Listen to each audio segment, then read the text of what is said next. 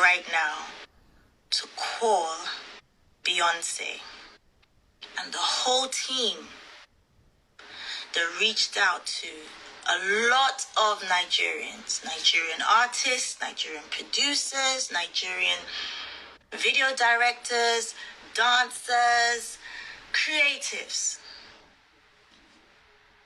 I'm calling on Beyoncé and her team the same way they use their platform, and so grateful for that. The same way they use their platform to elevate and to show the world that Black is king and how beautiful Afrobeat and Africa and our culture is. I want them to please use their voice and their platform right now, because this same country that birthed this genre is on fire right now. It is on fire. Where these creatives are from is on fire. So I'm calling on Beyoncé and the whole team, and I'm telling you, you cannot ignore this. You cannot be quiet, because we all celebrated the Black is King. I personally was so proud to be part of that project, but please, it's bad.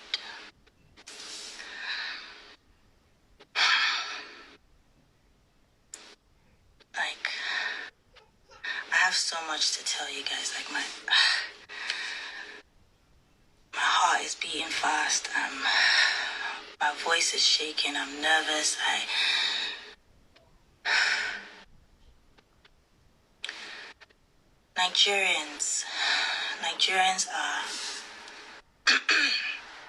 Nigerians are special people, beautiful people. Like, anywhere in the world that you go that you see Nigerians, you just know Nigerians are special people.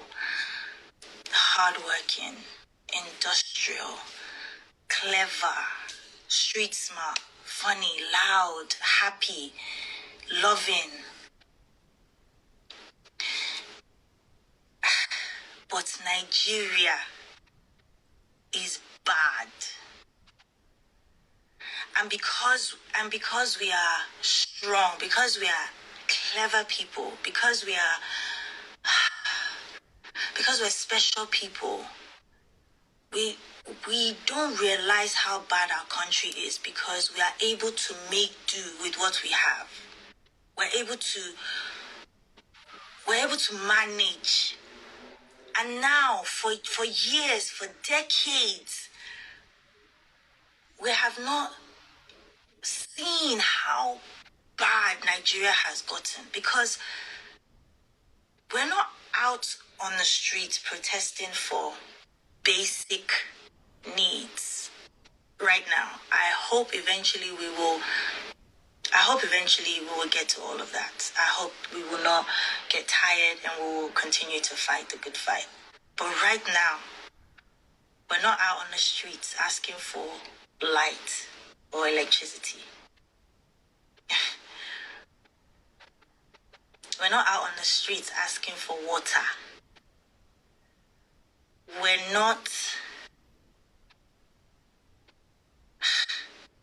And these are basic needs.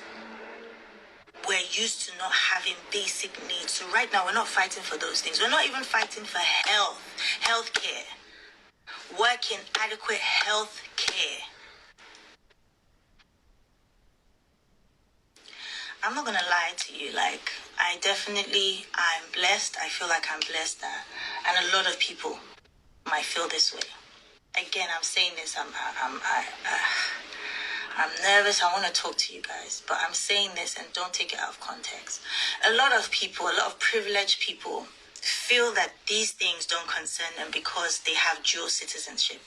They have visas. So, blast, pata, if anything happens, they will jump on the plane and run. But God forbid that you get into an accident, You get into a car accident, and innocent bystanders come, they rush, they help, they pull you out of the car. And the next 5 minutes will determine whether you live or die. Guess what? Your dual citizenship will not save you then. Your visas to London or America, wherever, will not save you then. Your private plane, your private jet will not save you then. Your millions and trillions of money in your account will not save you then. What will save you then is basic needs.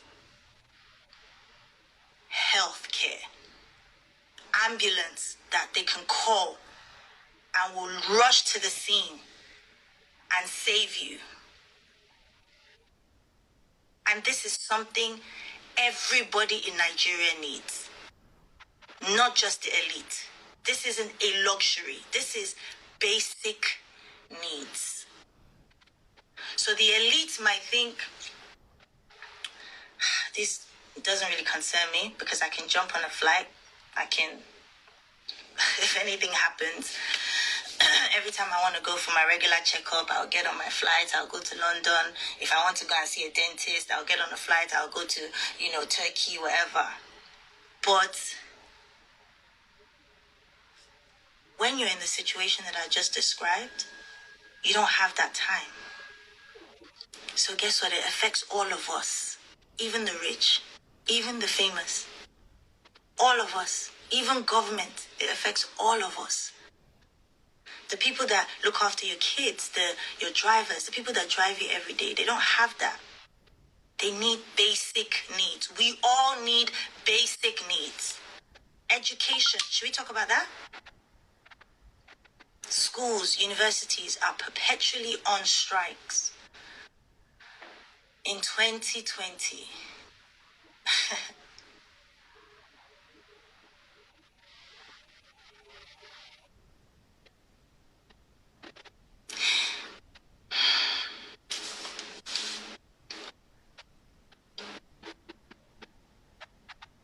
roads, infrastructure, just, I think maybe a year or two ago, a building collapsed and had like a primary school. And I went to the hospital where they took some of the survivors.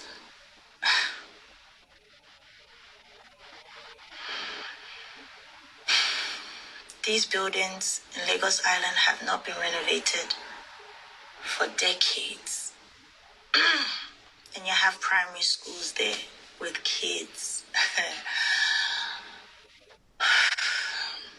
And then you take them to a hospital they're not even equipped to handle it.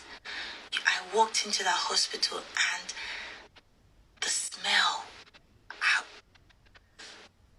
They were giving these kids bread and Fanta to eat.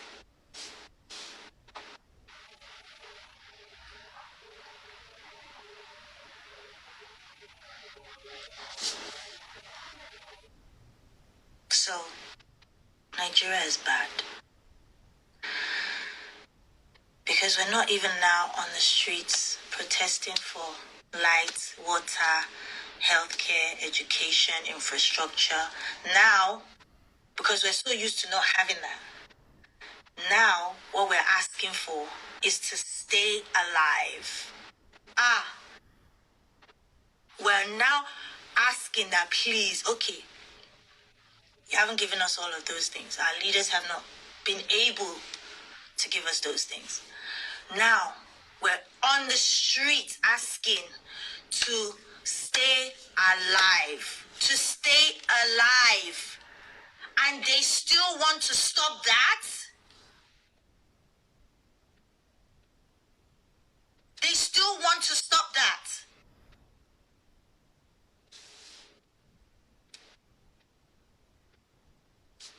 Nigeria is bad.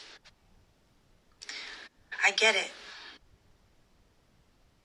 Leaders are corrupt. They're corrupt everywhere in the world. There's corruption everywhere in the world. Everywhere. Take and give back. Give back. There's blood on your hands. Give back.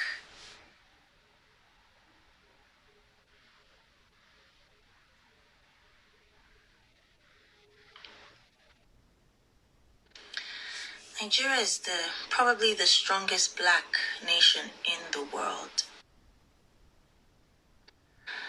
And myself and, people that I know, they lent their voices to,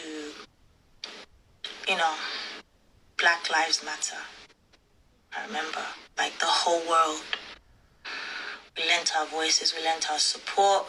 Even if we didn't go out to protest, we used our social media, we used our platform. Our Black Lives Matter.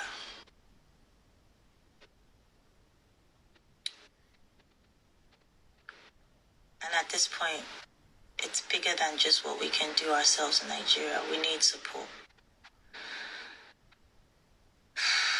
We need support. It's gone on for years. We need support.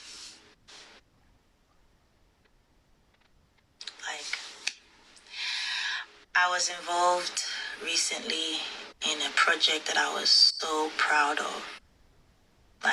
As an artist, I was so proud to be called and to be amongst the few people that were involved in this project. It's called Black is King, the Gift album. So I'm going to say this, please do not quote me out of context, but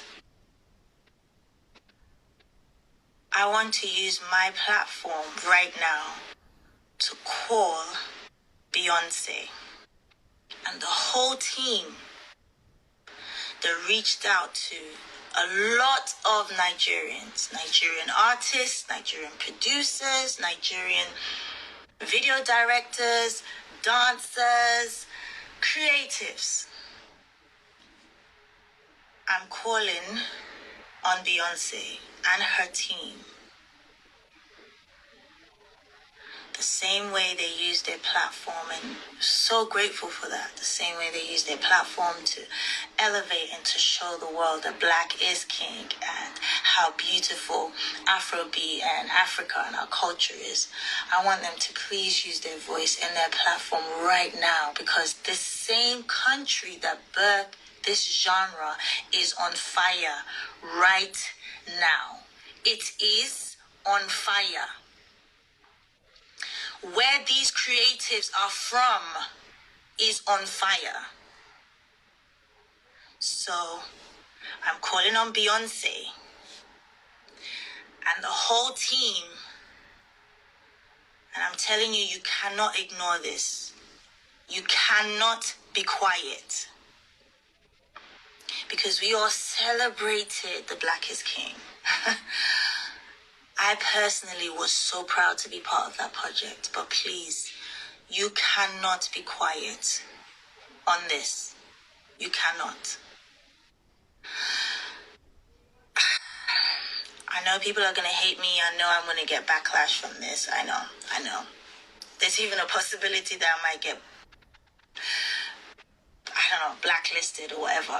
But if I'm saying that I'm an Afrobeat artist, and we all know that this whole genre, and all of my colleagues all know that this came from Afrobeat, which was birthed by Fela Kuti, then we also know what he stood for.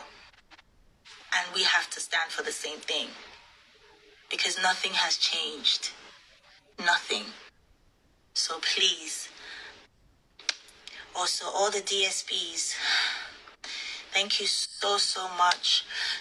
Spotify, Apple, Amazon, Deezer, SoundCloud, all these amazing platforms that have supported Afrobeat music and, Afrobeat artists, all of us that have given us a platform and have elevated our genre of music to people who would not necessarily listen to our music.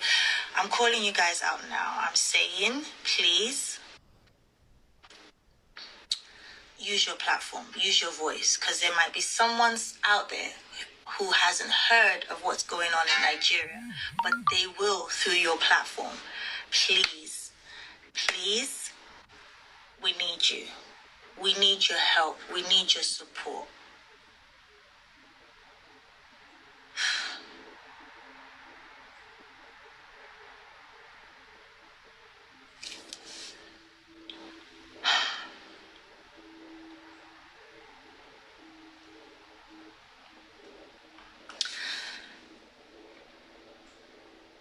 I even think this is even deeper than bad leadership. I feel like there's some people who are benefiting from seeing us fight.